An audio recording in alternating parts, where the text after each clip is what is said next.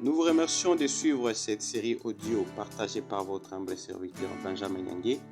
Nous partageons des contenus audio, vidéo et des livres que nous publions afin d'accompagner des croyants à acquérir une maturité dans la marche avec Dieu par Jésus-Christ et la communion du Saint-Esprit. Nous vous invitons à consulter nos réseaux sociaux YouTube, Facebook, Instagram, Radio King et Spotify avec la libellée Sa Gloire Ministry. Nous poursuivons notre enseignement sur le thème de la prison à la liberté, qui est une série d'enseignements pour guider les croyants à pouvoir identifier à leur état d'esprit, leur état d'âme, afin de prier, afin d'être libérés. Et aujourd'hui, nous allons parler sur les canaux d'envoûtement. Nous avons déjà énuméré précédemment 2 canaux, notamment la convoitise et les réclamations. Et aujourd'hui, nous allons parler sur l'endettement et les promesses, mais également sur les cadeaux, qui sont des canaux qui sont utilisés pour mettre l'âme de quelqu'un dans un état de contrôle, dans un état de surveillance. L'endettement est un moyen principal que le diable nous pousse lorsque nous sommes dans des besoins. Le diable pourra créer d'environnements de manquement lorsque vous manquez à manger, lorsque les besoins fondamentaux ne sont pas complétés, il va vous pousser à l'endettement. C'est un moyen parce que lorsque il sait que vous allez prêter chez quelqu'un, il sait que vous allez prendre l'argent de quelqu'un et si vous n'êtes pas à mesure de les rembourser, bien aimé, cette réclamation va vous poursuivre. Les plaintes de cette personne vont vous accompagner et chaque fois une bénédiction va venir sur vous. À partir des lamentations de cette personne, vous allez être bloqué. Vous ne saurez pas avancer sur certains niveaux. Bien aimé, nous devons prier pour ça car les dettes restent, même s'ils font des années et des années, tant qu'ils ne sont pas épurés, vous pouvez faire 10 ans, cette dette sera toujours là. Il faut le pirer et les libérer au plus vite. Romains 13:8 nous dit, ne devez rien à personne, si ce n'est de vous aimer les uns les autres, car celui qui aime les autres accomplit la loi. Bien aimé, l'endettement est un moyen facile à prendre contrôle de la vie de quelqu'un, à prendre contrôle de tes finances, à prendre contrôle de vos gains, à prendre contrôle de votre promotion et même de votre vie. Bien aimé, nous devons être très attentifs. Agé 1:6 nous dit, vous semez beaucoup et vous recevez peu. Vous mangez et vous n'êtes pas rassasiés. Vous buvez et vous n'êtes pas désaltérés. Vous êtes vêtus et vous n'avez pas chaud. Le salaire de celui qui est à gage tombe dans un sac percé. Bien-aimés, les dettes nous réclament. Les dettes ne permettent pas que nous puissions avancer. C'est pourquoi nous devons nous hâter à acquitter nos moyens. Lorsque tu pries Dieu, lorsque nous prions Dieu, que Dieu aide-moi à pouvoir libérer mes dettes. Bien-aimé, Dieu répond. Il ouvrira un chemin, il ouvrira une porte de financement. Mais lorsque vous avez les moyens, vous oubliez de les payer, bien aimé, vous êtes en train d'empirer votre situation. Vous devez vous hâter à plutôt pour épurer les dettes, afin de vous libérer des réclamations, des liens et des limitations qui peuvent empêcher votre vie d'avancer ou qui peuvent permettre que votre vie soit sous contrôle. Bien aimé, les promesses est une forme aussi d'endettement que nous ignorons. Car c'est la parole que tu donnes à quelqu'un.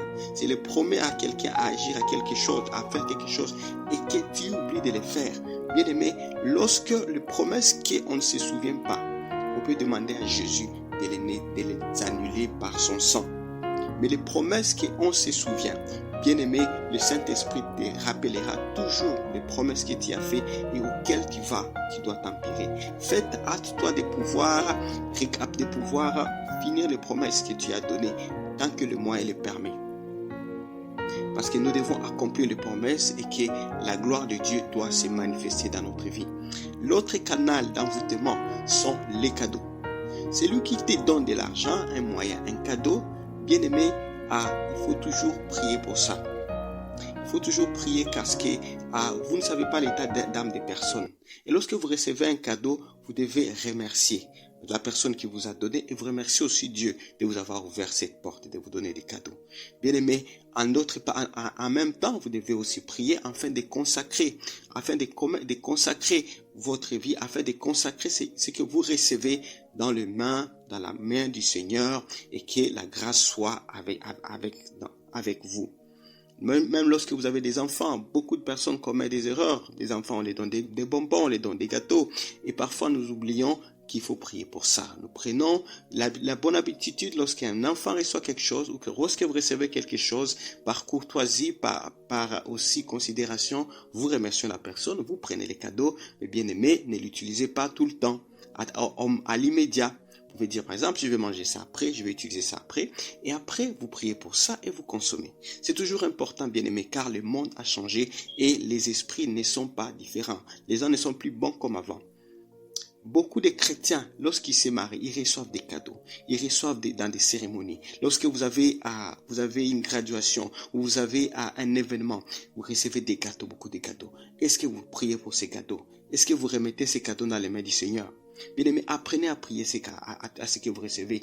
Car si les personnes qui vous ont donné a une mauvaise intention, bien aimé, sachez bien qu'à partir de ces cadeaux-là, ça peut vous réclamer toute votre vie. Ça peut être des vêtements, ça peut être peut-être des malédictions qui ont été prononcées sur tel objet que vous possédez et que vous mettez dans votre maison. Bien aimé, tant que cet objet est là et vous n'avez pas consacré cela, bien aimé, ça sera un point de contact ou un point de limitation qui va bloquer votre destinée. Je ne dis pas qu'il ne faut pas recevoir des cadeaux, il faut les recevoir et rendre grâce à Dieu, mais prier pour ça et sanctifier pour ça. Je vais rendre grâce à Dieu pour ce message. Nous continuons nos séries d'enseignements que je vous invite à suivre dans les prochaines éditions et dans les éditions précédentes. Seigneur Jésus, merci pour ce message. Merci parce que tu nous permets encore, Seigneur, de partager ta parole. Nous tes humbles serviteurs, Seigneur.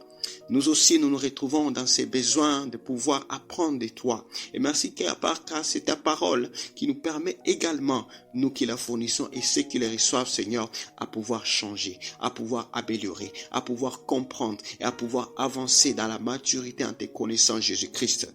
Seigneur, je viens briser tous les liens qui est entrés dans leur vie par des canaux de promesses, par des dettes qu'ils ont pu prendre mais qui ne sont pas capables de répondre, Jésus. Je prie, Seigneur, à l'augmentation financière maintenant. Je prie, Seigneur, à la venue de moyens pour que ma soeur, mon frère puisse acquitter de ses dettes au nom puissant de Jésus-Christ.